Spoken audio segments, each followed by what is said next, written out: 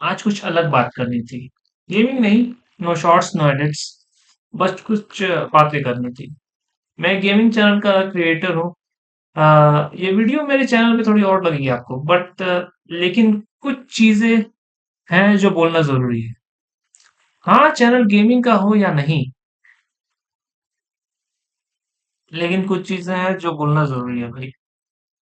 तो आज 5 मिनट दीजिए हम, बस 5 मिनट। पहले मैं अपने बारे में ऑनेस्ट रहना चाहता हूँ। मैं खुद कोई एक्टिविस्ट नहीं, मैं सड़क पे नहीं आता, मैं प्रोटेस्ट नहीं करता। घर पे बैठा रहता हूँ, यूट्यूब पे वीडियोस बनाता हूँ, गेम्स खेलता हूँ। और ऑनेस्टली कभी कभी गिल्टी फील होता है इसके बारे में। लेकिन फिर सोचा, अगर मैं खुद कुछ नहीं कर सकता, खुद लड़ नहीं सकता, तो कम से कम उनको तो सपोर्ट कर सकता हूँ जो मेरे लिए लड़ रहे हैं। और इसलिए आज मैं सोनू वांगचुक जी के बारे में बात करना चाहता हूँ। एक आदमी जो अपनी कंफर्टेबल जिंदगी छोड़ के सिर्फ एक कॉज के लिए लड़ रहे हैं, अकेले, बिना किसी बड़े प्लेटफॉर्म के। ये देख के दिल में रेस्पेक्ट आता है। सोनू अ, सोनम वांगचुक जी सिर्फ लद्दाख के लिए नहीं लड़ रहा, वो एक आइडिया के लिए लड़ रहे हैं कि इस देश में एक आम आदमी की आवाज भी सुननी चाहिए, जो कि एक डेमोक्रेसी में होना ही चाहिए। डेमोक्रेसी का बात तो वही है ना। अगर वही नहीं हुआ तो डेमोक्रेसी का फायदा ही क्या, हम लोग सब कम्युनिस्ट डिक्टेटरशिप में ही चल जाते हैं। उनका हंगर स्ट्राइक, उनका क्लाइमेट मार्च, उनका फाइट फॉर स्टेटहुड, ये सब एक ये सब देख के लगता है कि कुछ लोग हैं जो एक्चुअली बिलीव करते हैं कि बदलाव पॉसिबल है, चेंज इज पॉसिबल। अगर हम उन्हें सपोर्ट भी नहीं कर सकते तो हम क्या कर रहे हैं अपनी कंफर्टेबल जिंदगी में। मतलब कि अगर वो जीते तो ठीक है भाई, हम लोग को बेनिफिट्स मिलेगा।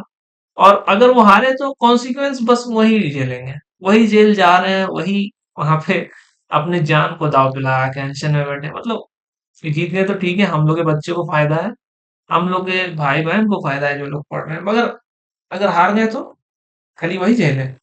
ये तो ये तो ठीक नहीं है।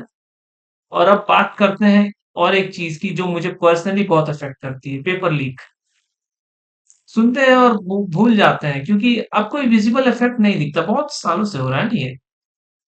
लेकिन भाई ये एक टाइम बॉम्ब की तरह है। आज के जो स्टूडेंट्स, सोचो एक स्टूडेंट ने 2-3 साल मेहनत, रात रात जगह, फैमिली ने सेक्रीफाइस किया, कितने सारे कोचिंग में पैसे दिए उसने। और मेंटल प्रेशर तो झेलना ही पड़ता है, लोग जो ड्रॉप लेके पढ़ते हैं उन लोगों को। लोग तो बोलते हैं कि क्या कर रहा है, क्या कर रहा है, माँ बाप का पैसा मतलब रिश्तेदार लोग तो ताना मारेंगे ही। आपको ज्यादा ना सुनना पड़े, मगर आपके माँ बाप को ताना मारेंगे। और फिर किसी ने पैसा देकर पेपर खरीद लिया आपकी, मतलब उस स्टूडेंट का फ्यूचर किस और के हाथ में चला गया भाई। मतलब जो सीट उसको मिलना चाहिए था किसी और को मिल गया, करप्शन के हाथ में। बट ये भी बात, आज के स्टूडेंट्स कल के डॉक्टर है भाई, कल के इंजीनियर्स हैं, कल के लीडर्स हैं। वही हम लोग आगे जाके रोड बनाएंगे, आगे जाके हॉस्पिटल्स में काम करेंगे, और फिर हम लोग न्यूज में देखेंगे कि हाँ रोड टूट गया, हॉस्पिटल में किसी की मौत हो गई। क्यों हो रहा है भाई? क्योंकि ऐसे लोगों को हम लोग सीट दे रहे हैं, ऐसे लोगों को हम लोग क्या बोले हम।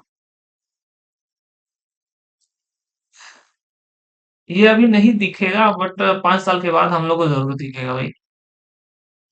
और 5 साल अरे हमको लगता है 5 साल हो ही गया। हमको लगता है 2015-16 से लीक हो रहा है ना। इसीलिए आप लोग देखते होगे इतना सारा, मतलब घोटाला वाला प्रोजेक्ट सब जो 2020-21 के बाद से शुरू हुआ है, हमको लगता है यही है उसका आफ्टर इफेक्ट्स थोड़ा थोड़ा। क्योंकि हम ये सब लोग अब सिस्टम में घुसना शुरू हो गया है। तो हम क्या कर सकते हैं भाई? मैं जानता हूँ कि हम सब के पास टाइम नहीं है भाई। सच में सबको का अभी जॉब रहता है इंडिया में, बहुत ज्यादा ये हार्श वर्किंग एनवायरनमेंट है। लेकिन कुछ है जो हम लोग के पास, जो हम लोग जरूर कर सकते हैं अभी। और एक चीज है जो हम लोग अभी भी कर सकते हैं, क्योंकि हम लोग के सबके पास टाइम नहीं होता, सबके पास उतना एनर्जी नहीं होता, एस इन मतलब स्पेंड करने के लिए। सब कोई बिजी रहते हैं। लाइफ का ही इतना बड़ा बोझ रहता है कि सब नहीं टाइम निकाल पाते। बट स्टिल आप लोग भूलिए मत, भले ही ये चीज पेपर लीक वाला, ये प्रोटेस्ट ट्रेंड से निकल जाए, मगर फिर भी आप लोग भूलिए मत। और सपोर्ट जरूर कीजिए उन लोगों को जो आपके लिए लड़ने जाते हैं। आप लोग छोटी छोटी चीजें प्रोवाइड कर सकते हैं, जैसे कि पीने का पानी। और दो, उनको सपोर्ट कीजिए जो लड़ रहे हैं आपके लिए, सोनू मंचुक जी के जैसे। शेयर करिए, उनकी आवाज उठाइए। और तीन, वोट सोच समझ के दीजिए। भले ही आपको फ्रीबीज मिले, बट फ्रीबीज रख लीजिए भाई, उन लोगों को वोट मत दीजिए। अंदर कौन देखने जा रहा है, कौन किसको वोट दे रहा है।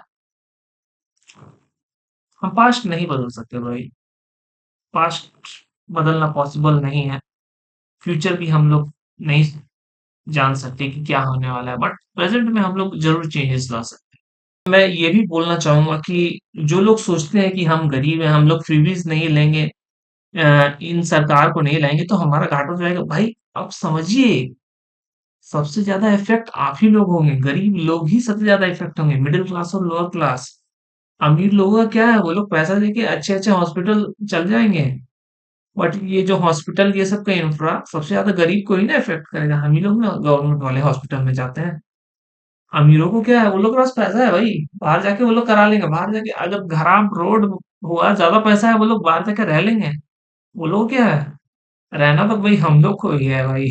इसलिए हम बोलते हैं, आप लोग मैं हाथ जोड़ता हूँ, जिनका भी पॉसिबल है वो लोग 20 तारीख को जाइए। एक दिन की बात है, 20 तारीख हमको लगता है 20 तो मंडे होगा, एक दिन आप लोग छुट्टी भी ले लेंगे, कुछ नहीं होगा। अगर मास आप लोग प्रोटेस्ट, मतलब सबको ही मिलजुल के छुट्टी लेंगे तो कंपनी भी कुछ नहीं कर पाएगा, स्कूल भी कुछ नहीं कर पाएगा। एक दिन अगर हो सके तो, मैं खुद झारखंड में रहता हूँ, मेरे लिए पॉसिबल नहीं है उतना दूर जाना, नहीं तो मैं खुद खुद भी जाता भाई। ज्यादा हमको नहीं लगता, 2-3 घंटे की ही बात है। आप लोग जाइए, सपोर्ट कीजिए। इसी के साथ मैं एंड करता हूँ दोस्तों। मैं गेमिंग चैनल हूँ और शायद ये वीडियोस में व्यूज ना लगे भाई, लेकिन कुछ चीजें होती हैं जो व्यूज से ज्यादा इंपॉर्टेंट होती है। Martin Niemöller was a German clergyman, a Protestant, who watched Hitler's rise to power as though he were a member of the audience. In 1944, as a prisoner in the Nazi death camp at Dachau, he wrote the following. In Germany, they came first for the communists, and I didn't speak up because I wasn't a communist. Then they came for the Jews, and I didn't speak up because I wasn't a Jew. Then they came for the trade unionists, and I didn't speak up because I wasn't a trade unionist. Then they came for the Catholics, and I didn't speak up because I was a Protestant. Then they came for me, and by that time, nobody was left to speak up.